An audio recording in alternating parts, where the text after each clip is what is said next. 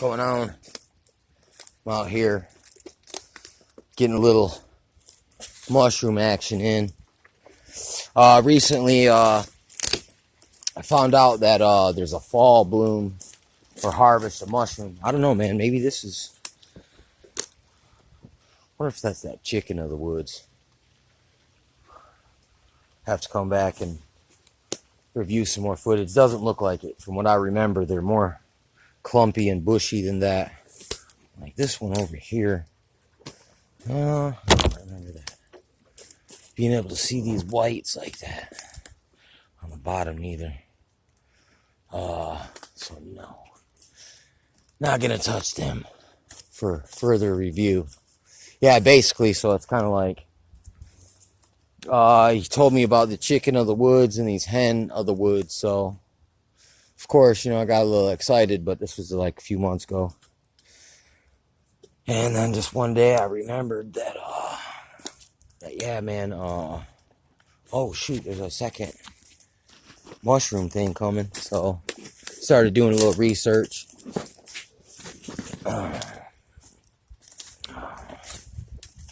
I think I found one right here.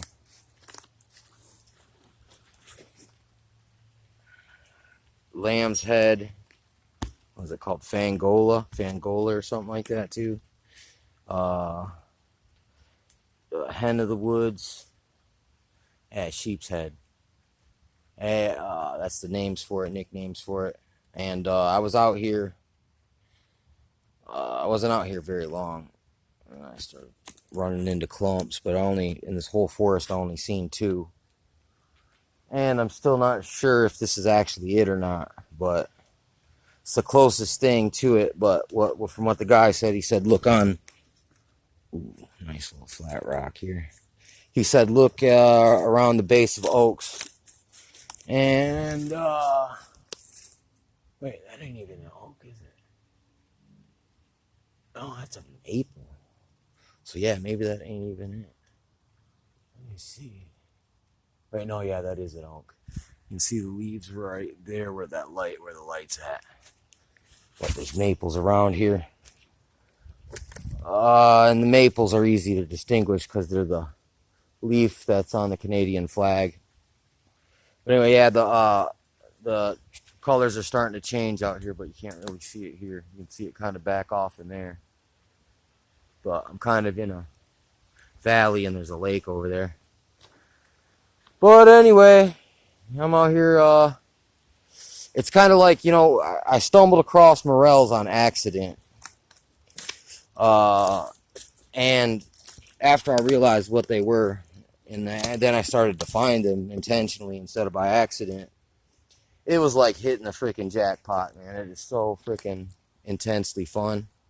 So I was really excited about potentially more mushrooms to extract from the woods.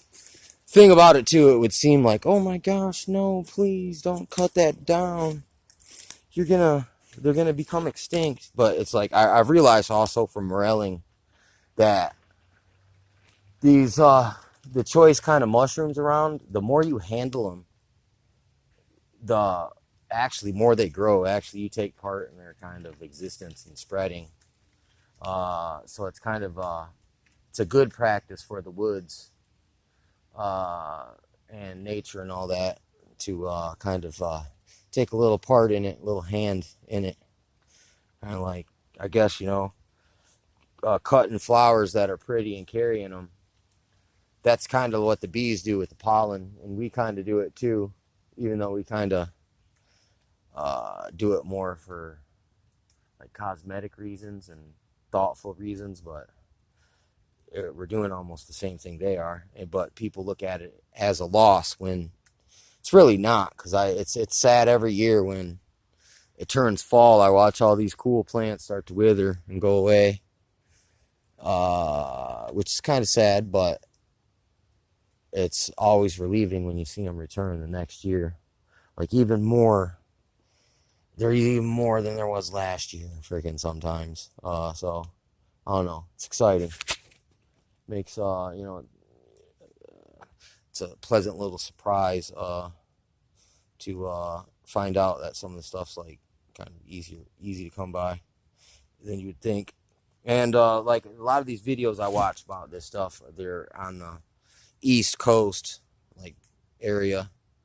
These guys are. I'm up in Michigan, and supposedly the morel capital of the world, or either second largest, something like that, is just like 40 minutes away from where I'm at, and it's like there's morels everywhere in all these forests all along this kind of Flint River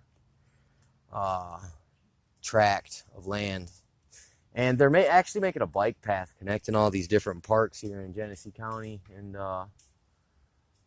it's kind of out all the way out to Richfield Park, and that whole tract there from Richfield to Mott, and out here, in Davison and out here in Lapeer, dude, there are freaking morels the whole way. It's just it's kind of weird because when you branch out, you kind of throws your game off a little bit, but once you start to finding them in different localities, because then you'll be like, your pattern changes because you'll see them in new variations in different places. So you'll look in new places in the old places where you already know where they're at.